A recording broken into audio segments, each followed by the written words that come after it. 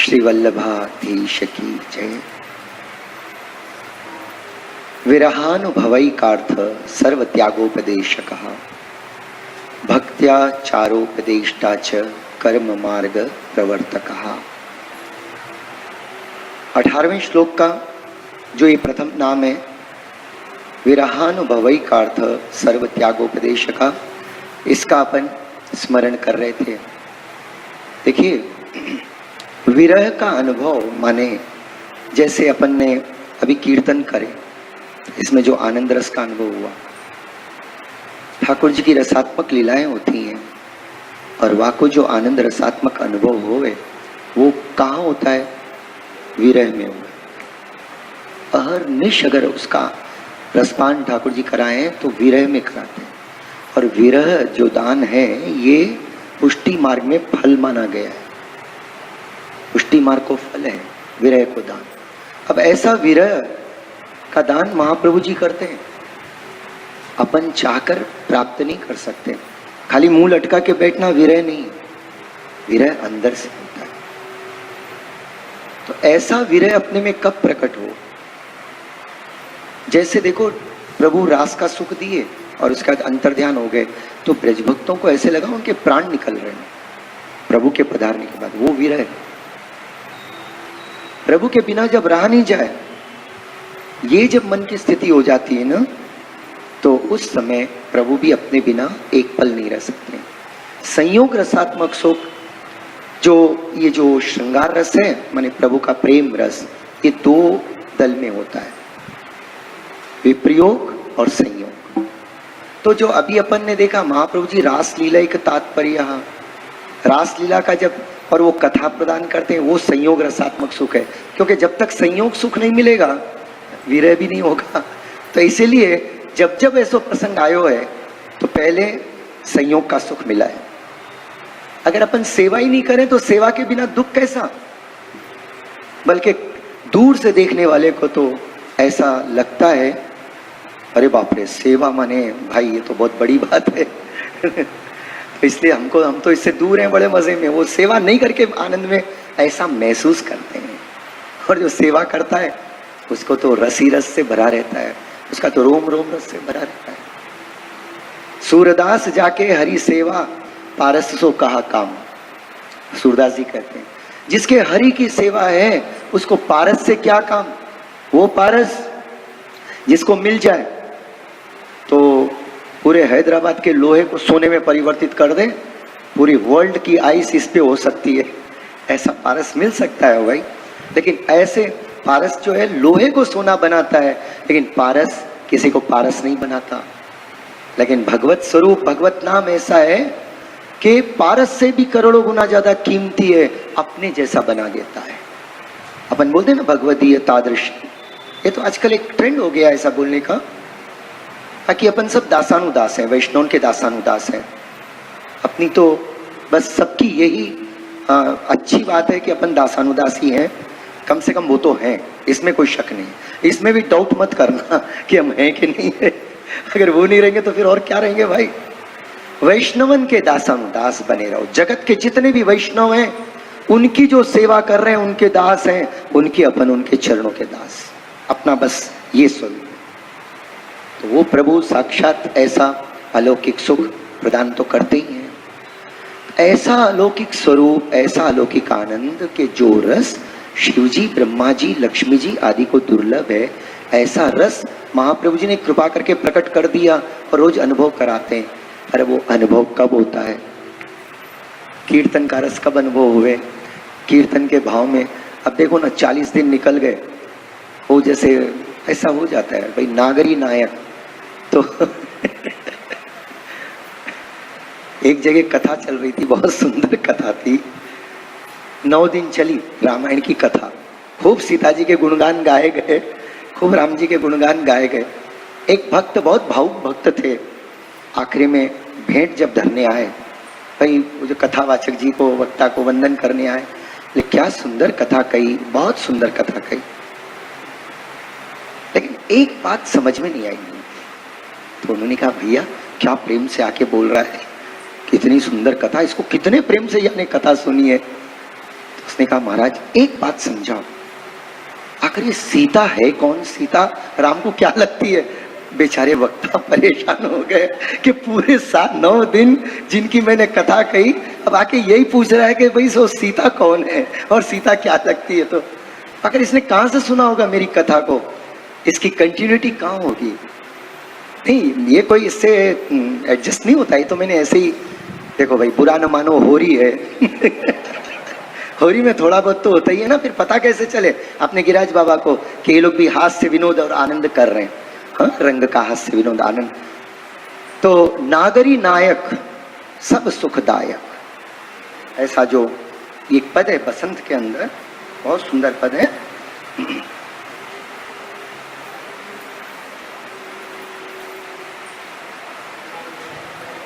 नागरी नायक सब सुखदायक, कृष्णदास को तारो। जो ये पद है ललिता सखी को, जो यहाँ कृष्णदास जी के रूप में प्रकट हुए हैं। और वो पूरा कहने के बाद, ये पद का भाव तो अपने को जीजी ने बताया था, लेकिन नागरी कौन होती है ये, क्योंकि वो समय पे प्रकट नहीं हुई ये बात, इसलिए एक वैष्णव ने जब पूछा था तो इसलिए मैं आपको ये बात स्पष्ट कर दूं। नागरी जो है ये सर्वश्रेष्ठ सुलक्षणा, समझे, पद्मिनी लक्षण वाली, अतिशय सुंदर, रूप गुण संपन्न, परम चतुर, उनको नागरी कहकर संबोधन किया जाता है। ऐसे पहले के समय की संभ्रांत एक प्रकार का ये संहिता थी। ऐसे नागरी जो एक विशेषण है, सर्वश्रेष्ठ जो स्त्री में होती हैं हर प्रकार से, सब स्त्री जन्म में, तो उनको अब ये कह कौन रहे? ललिता जी। ललिता जी तो साक्षात कोटि अप्सराओं जैसा उनका स्वरूप है, ललिता जी का, चंद्रावली जी का, विशाखा जी का, सबका। पर उन सब के अंदर वहां विराज रही है, जैसे मुनिन में लाल चंद्र स्वामी जी विराज रहे हैं वहां पर। तो ये जो कह रही है नागरी नायक, क्योंकि वो जानते हैं कि प्रभु तब प्रसन्न होंगे जब हमारे राधा जी का स्मरण करेंगे, तो प्रभु की कृपा होगी, नहीं तो प्रभु को सब रूखा सूखा लगे, पूरन पोली जैसा नहीं लगे, वो रूखी रोटी जैसी लगे। और राधा जी का नाम ले लो तो ठाकुर जी को लगे कि वाह पूरन पोली का स्वाद आया। तो राधा जी तो ऐसे हैं, हर जगह रस घोल देते हैं। और अपन राधा जी का स्मरण श्री वल्लभ के रूप में करते हैं, वल्लभ के नाम के रूप में करते हैं, ये सोचकर करते हैं हमारे प्रभु को ये स्वरूप बहुत प्रिय है, स्वामी जी को बहुत प्रिय है, इसलिए अपन अहर्निश जय जय श्री वल्लभ प्रभु श्री विठ्ठलेश साथी। तो अपन जब श्री राधा जी का नाम श्री वल्लभ के रूप में करते हैं, और देखिए सवेरे प्रातः होते के साथ ही श्री वल्लभ का नाम लेते हैं, ठाकुर जी को बड़ी प्रसन्नता होती है। बल्कि उठते ही, सवेरे भी नहीं, उठते ही 4 बजे नींद खुलो, 4:30 को खुलो, 4:35 को खुलो, कभी भी खुलो ना, मुझे क्या लेना देना है, पर जब भी खुले तब उठते ही श्री महाप्रभु जी का ध्यान। परम विद्येयम सदा वल्लभम, वैष्णव सबसे पहले श्री वल्लभ का ध्यान करें। देखो गोविंद स्वामी जिनके साथ ठाकुर जी सदा रहते हैं, क्यों मांगा गोविंद स्वामी ने ये बात कि श्री वल्लभ करुणा सागर जगत उजागर? ऐसे इसलिए मांगा है कि मिला हुआ सुख कहीं ठाकुर जी वापस नहीं ले ले। अगर ठाकुर जी को भी कोई प्रेम के आकर्षण में बांध के रखे तो उस समय तो ठाकुर जी भी वो छोड़ेंगे नहीं। और जानते हैं श्री गोविंद स्वामी, ये तो प्रभु की कृपा है, मेरे में कहाँ इतना प्रभु को प्रेम करने की सामर्थ्य, ये तो प्रभु की कृपा है, इसलिए वो मुझे इतना चाहते हैं, महाप्रभु जी गोसाई जी कृपा से। परंतु अगर प्रभु चाहे तो ऐसे कभी छोड़ के भी जा सकते हैं, इसलिए महाप्रभु जी से विनती करी, ऐसी कृपा करो, मेरे को दिव्य देह प्रदान करो कि इन द्रग निरखो अनुदिन रास। ये जो भी लीला हो रही है साल के 12 महीने, वो रसात्मक लीला है, और उस लीला को अपन गान करें, उस लीला को समझें, तब अपना हृदय वो लीला के रस से भर जाता है। भाई किसी जल के सागर के पास जाओगे, घड़ा लेके जाओ, भले घड़ा कितना ही कीमती है, हीरे मोती का बना हुआ है, पर उसमें कीमत, वो असली कीमत तो तब आएगी ना जब उसमें जल भरेगो। खाली सूखा घड़ा देखने में बड़ा अच्छा लगता है, ये हृदय कब सुंदर हो गए जब प्रभु को यहाँ से सुख मिले। और प्रभु को कब सुख मिलेगा भाई? जब इसके अंदर श्री वल्लभ के चरण कमल विराजे। वो कितनी कृपा करके यहाँ जो पधारे हैं, इसलिए बसंत की शुरुआत होती इसी से है। जय जय श्री वल्लभ प्रभु, करुणा सागर जगत उजागर, गाइए जिनकी कृपा अनुग्रह ते गिरधर लाड लड़ाए,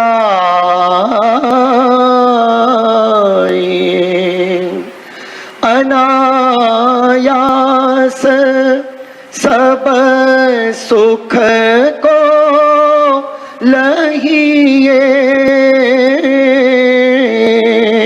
जीवन को फल पाइए, जीवन को फल पाइए। श्री वल्लभ प्रभु करुणा सागर जगत उजागर,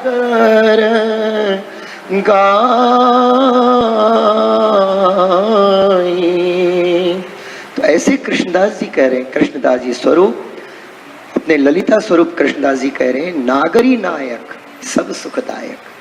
अपने को सब सुख कौन प्रदान करता है भाई? सही देखा जाए तो श्री वल्लभ की कृपा से ही ठाकुर जी ये सारा सुख अपने को प्रदान करते हैं। बिना वल्लभ की कृपा के अपने पुष्टि मार्ग में कछु ना है। अगर पुष्टि मार्ग का एक शब्द में अगर मैं आपको स्वरूप बताऊं, अगर अपन याद रखें तो श्री वल्लभ, बस एक ही नाम श्री वल्लभ। वल्लभ का स्वरूप कहो, वल्लभ का नाम कहो, वल्लभ के चरण कमल का आश्रय करो, और वल्लभ जो कहें वो करें। ठाकुर जी तो ऐसे खेलते हैं, ठाकुर जी कहीं छोड़ के जावे नहीं। बाकी अन्य देवी देवता जिनको दर्शन करना हो ना, वो सोचते हैं कि भाई जैसे संतदास जी के यहाँ शिव जी आते थे दर्शन करने के लिए, ऐसे ही आप सब वैष्णव जब प्रेम से महाप्रभु जी का चिंतन करोगे, करते रहते हैं अपन, तो वहां अन्य देवी देवता अपने आप को धन्याति धन्य बनाने के लिए आते हैं। जहाँ होरी का खेल होता है तो आकर दूर खड़े रहते हैं कि हम भी कछु लीला का दर्शन करें और उसको हम करें। हमारे भाग्य में कहाँ ये लीला? जब एक दिन ऐसा हुआ होरी के दिनन में, आपको जैसे बताया हो तो मैंने शायद, कि एक दिन सबके सब ब्रज भक्त आ गई बरसाने में, बरसाने से और आगे जो रास्ते में गांव थे सब निकल के हजारों भक्त आए, और उन्होंने निश्चय करके आया कि आज तो श्याम सुंदर को पकड़ना। होरी के खेल में होता क्या है, एक लीला तो अपन ने दर्शन करी थी, और एक लीला देखो वो पदगान का तो मौका मिला ही नहीं पर उसका मैं थोड़ा भाव बताऊं आपको। उसमें ऐसो आखिरी में ऐसो आवेगो कि हरि हलदर दो खड़े कर जोरे बाही। इसका मतलब ये होता है कि हरि माने श्री ठाकुर जी और हलधर माने उनके बड़े भैया, दोनों हाथ जोड़ के खड़े। किनके आगे खड़े? नागरी नायक सब सुखदायक, उनके आगे खड़े। तो हुआ क्या, ये लीला क्या हुई कि आज जब ये सब भक्त आए और आकर माने होरी की हुंकार चालू कर दी, और ठाकुर जी ने विचार किया ये सब तो बहुत जल्दी आ गई आज, और ठाकुर जी अपने छत पे चले गए, नंदालय के छत पे गए और पुकारने लगे, अरे तो अरे सुदामा, ऐसे अपने सखान को पुकारने लगे। तो सारे सखा अपने अपने घरन से निकल के आए। देखा तो भीड़, ब्रज भक्तन की इतनी भीड़ है कुछ पूछो मत। अब इनके सामने जाने की तो ये इनकी हिम्मत ही नहीं हो रही, ठाकुर जी की नहीं हो रही थी, इनकी कहाँ है? देखो जहाँ प्रेमी भक्त होते हैं ना तो प्रभु ऐसे विचार करते हैं। तो ठाकुर जी ने कहा, इशारा किया, देखो अरे कैसे करियो, ये सब इधर से आ रही हैं, तुम लोग निकल के आ जाओ मेरे पास, कोई तो मेरे पास रहो। तो सबने भक्तों ने इशारा किया, मित्रों ने, सखा कन्हैया तू चिंता मत कर, हम दौड़ के आते हैं, सब तेरे पास आ जाएंगे, हम तेरे साथ मिल जाएंगे। ठाकुर जी ने कहा, देख भैया तुम सब आ जाओ, मैं अकेला कुछ नहीं कर सकूंगा। तो इतने में क्या हुआ कि इधर से उधर से कूद के फांद के सब आकर भगवान की भी टोली बन गई। अब इधर भी टोली तैयार। आप प्रभु को खेल में ऐसा होता है, बाकी प्रभु इस समय ये मत विचार करो, प्रभु तो सर्वोपरि हैं, सर्वेश्वर हैं, सर्वशक्तिमान है, वो तो है, इसमें कोई शक नहीं है। पर लीला अगर ऐसे करके करेंगे तो लीला थोड़ी होगी, लीला तो ऐसे नहीं हो। लीला करते समय प्रभु बिल्कुल जैसा जगत में होता है ऐसे बन जाते हैं। उस समय सर्वज्ञ नहीं रहते हैं प्रभु, बस अपने को जो बुद्धि से विचार करते हैं ऐसे करते हैं। सबको ले लिया, लेकर कहा देख भैया, आज तो मुझे ऐसे लगता है कि ये सब पूरा दृढ़ निश्चय करके आई है, और तुम में से कोई अगर पकड़ गए हो तो फिर वाकई वो हाल करेगी, फिर मेरे को कुछ मत बोलना, मैंने तो तुमको पहले ही सावधान कर दिया है। संभल के रहियो, सब मेरे साथ रहियो, सब मेरे साथ रहना, अकेला कोई मत जाना, उनके पकड़ में मत आना। इतनी सावधानी अपने यहाँ पर बताई। करे कन्हैया, हमारी कोई शामत आई है तेरे को छोड़ के हम पहले जाएंगे, आगे जाएंगे, हम तो तेरे पीछे ही रहेंगे। भैया तुझे जो करना है तू आगे चल, और ये ले तेरे लिए हम सब पिचकारियां और तैयार करके रखें। कन्हैया की पिचकारियां भाई ऐसी ऐसी सुंदर स्वर्ण की रत्न जटित, हाँ, और वो कन्हैया ही चलावे उनको। ये सखा तो कोई एक केशर को कलश लेके चल रहे हो है, एक चोवा चंदन को लेके चल रहे हो है, ऐसे सब तैयारी करके चलते हैं। और ठाकुर जी बोले कि भैया ये सब तैयार, हाँ सब तैयार है, अब अगर उधर से आए तो इधर से जवाब देना है। देखो होरी में ऐसा हो गया, इसीलिए तो जेजे ने कहा होरी कोई ऐसे थोड़ी होती है बैठ के खेल रहे हो। अरे होरी तो उठ के खड़े हो जाओ, अभी मत होना हो। उस समय की बात थी, जब दर्शन खोलेंगे तब खड़े होंगे अपन। तो सब तैयारी हुई।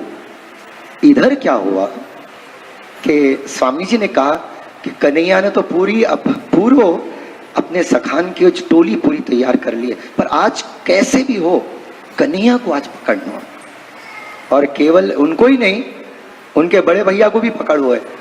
तो वो कहने लगे ललिता जी, विशाखा जी कि राधा जी बात तो सही है, पर हम कैसे करें, आज क्या करें हम। तो इतने में क्या हुआ कि वहां एक नई सखी आई। आज एक नई सखी आई, वो नई सखी उसको कन्हैया ने भी नहीं देखे अब तक, तो उसको, और उन्होंने देखा कि कन्हैया की टोली में आज है कौन नहीं, कहीं आगे पीछे कोई हो, तो उनको लगा सुबल नहीं है, ये पूरा कीर्तन है, वो सूरदास जी का पूरा कीर्तन है, मैं आपको खाली भाव बता रहा हूं। तो सुबल नहीं था, तो इन्होंने क्या किया, जल्दी से उसको सुबल का वेश दिया, सुबल जैसा बना दिया। वो दिखता था सुबल जैसे, वो सखी सुबल जैसी दिखती थी, तो उसको सुबल जैसी बना दी। बोले तू डरियो मती, तेरे को कुछ नहीं करना है, हम बिल्कुल ताक में रहेंगे, और अगर कन्हैया तेरे पास आवे, क्योंकि सखा के पास तो जाएगा, आज कोई सखी के पास नहीं जावे, वो सखा के पास जावे, उनके संगी रहे, उनको छोड़ के भी इधर उधर नहीं हुए, सब मिलकर ऐसो तैयारी करके रखें। तो उन्होंने कहा आज तू ऐसे करियो कि अगर कन्हैया जरा तेरे पास आवे तो तू उनको हाथ पकड़कर खींच के लेके आ जाइयो हमारे पास, ऐसे कही। तो माने कही अगर कन्हैया मुंह को खींच ले तो, अरे कहां से खींचेगो, हम भी 1 महीने से तैयारी कर रही है, खूब बादाम पिस्ता खा रही है, तो तेरे पीछे पीछे रहेंगी, पर इतना थोड़ी दूरी रखेंगी, तू ऐसे ताक में रहिए, और अगर कन्हैया पास आवे तो बस पकड़ लीजिए आपको। अरे ब्रह्मा जी आदि विचार करते हैं कि जिनका हम ध्यान करें तो ध्यान वो आवत नहीं, बैठकर खूब ध्यान करते हैं तो वो प्रभु और उनकी लीलाएं ध्यान में तक नहीं आती है। और यहाँ प्रभु इस प्रकार की पूरी तैयारी करे, और ये ललिता और सबको सावधान सावधान कर रहे हैं। इतने में उधर से, अब तैयारी तो प्लानिंग होती ना पूरी, उधर से गुलाल के फव्वारे छोड़े, और इतनी गुलाल हुई कि पूरा बादल जो है वो बोलते ना लाल गुलाल भय, ऐसा अंधेरी छा गई। तो उस समय ये सुबल सखा को ऐसी तैयारी कर कर उस बादल, लाल गुलाल के बादल में उसको जरा आगे खड़ा कर दिया, मने सखीन की टोली और श्याम सुंदर की टोली के मध्य में ऐसे तैयार किया। ठाकुर जी की दृष्टि गई, वो भी क्या था, उधर से जरा एक झाड़ के नीचे था, कदम के वृक्ष नीचे था। ठाकुर जी ने देखा ये एक सखा, अरे इसकी शामत आई है कि ये वहां क्यों खड़ा प्रेम से हो, ऐसा कोई आनंद ही आता तो खूब। पर प्रभु ने ऐसे विचार किया, ऐसे तो कोई अगर हमारे एक को भी पकड़ लिया तो गए हम तो काम से, सब वहां के कारण हमको बंधनों पड़ेगा, ऐसे विचार किया। ठाकुर जी ने कहा अरे भैया सखाओ तुम सब तैयार रहो, ये सुबल वहां दिख रहा है मोको, अब जिसको स्वामी जी ने तैयार करा है उसमें कोई कमी थोड़ी रह सकती है। ठाकुर जी अगर सृजनहार हैं तो स्वामी जी तो ठाकुर जी के भी स्वामी नहीं है। तो उन्होंने ऐसा सुंदर सुबल को बनाया कि ठाकुर जी पहचान ही नहीं पाए। कि इसलिए मैंने पहले ही कहा, इस समय सर्वज्ञ होके नहीं खेल रहे हैं, एक प्रेमी बालक मित्र बन के खेल रहे हैं प्रभु। और नहीं तो अगर वो सर्वज्ञ रहे, सर्वेश्वर रहे, सर्वशक्तिमान रहे, उनको कुछ करना ही नहीं पड़े। देखा ना अपन ने गीता जी में कैसे 1000 हाथ हो गए, तो यहाँ 1000 क्या 1 लाख हाथ भी कर लें और 1 लाख पिचकारियां सामने ले ले, फिर कौन खेल कर सके भाई उनके सामने। नहीं, प्रभु के 2 ही हाथ ब्रज में रहे भाई, याद रखियो 2 ही हाथ से रहे। प्रभु ने 2 भुजा धारण करी ब्रज के अंदर, क्योंकि प्रभु बिल्कुल सरल सहज और सरस लीला ही करनी चाह रहे हैं। और ब्रज जैसी लीला ऐसा रस कहीं नहीं है, पूरे त्रिभुवन में कहीं नहीं है। त्रिभुवन में भी जिसको ये रस लेना हो ब्रज में ही आता है। और मेरे भाई बहन, इस समय ये ब्रज है और 9 बजे से 10:30 बजे तक ज्ञानबाग कॉलोनी का ये भाई का घर थोड़ी देर के लिए ब्रज बनेगा। जो आ सके जरूर आइए, आज लास्ट है। तो ठाकुर जी ने देखा और ठाकुर जी ने कहा, हे सुबल। सुबल तो पलट ही नहीं रहा, बोले आज हुआ क्या इसको, नहीं तो मेरी बात सुनते ही पलट जाए। अब अगर वो पलटे तो प्रभु की दृष्टि गिर जाए, प्रभु पहचान ले तो कुछ, प्रभु भी तो सावधान हो जाए ना। तो सुबल सुबल सुबल 3 बार बोला और सुबल देखा ही नहीं। सुबल और उधर जा रहा, सकिन की तरफ जा रहा। तो ठाकुर जी लगा रही है, ये ऐसे कैसे कर रहे हो, मैंने समझायो, ये देर से आयो जसोदी के। तो प्रभु ने कहा बेचारे को पकड़ लूं और ले आऊं अपनी तरफ। ठाकुर जी दौड़े और दौड़ के जाए के पीछे से सुबल को पकड़ा, और जब पकड़ा तो सुबल पलटा, और पलट के वो भी हट्टा कट्टा था सखी, तो आने ठाकुर जी को पकड़ ली।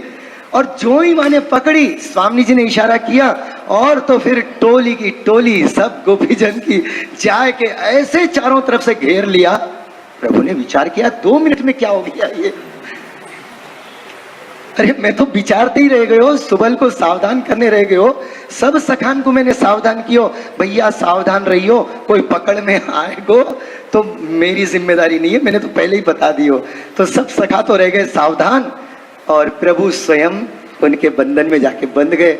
सुबल सखी जो बनी हुई सखी है, सुबल सखा जो बनकर आई है, वहाँ ने पकड़ लियो। और उतने में सब सखियां आई, स्वामी जी उनके संग चल के आए और उन्होंने प्रभु को पकड़ लिया। अब पकड़ने के बाद जैसे ही हुआ, बेचारे सखा, अब उनका कैप्टन ही चले गया उधर। अब क्या करें, अब उनको कुछ सुधर नहीं रहा है कि हम क्या करें, पिचकारियां छोड़ें या गुलाल छोड़ें, कुछ भी छोड़ो, हमारे राजा को तो इन्होंने बांध लिया। तो वहां से ले जाकर अपनी टोली में लेके गए। और वहां अक्सर देखिए आप रसिया में ये बात आएगी, अक्सर रसिया में ऐसा आवे, सूरदास जी को जो रसिया है ना, देखो काफी रात के अंदर,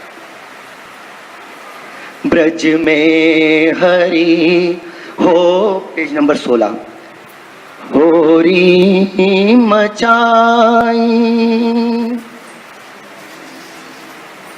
राधे ने सैन दई सखियन को, झुंड झुंड घिर आई। राधे ने सैन दई सखियन को, झुंड झुंड घिर आई।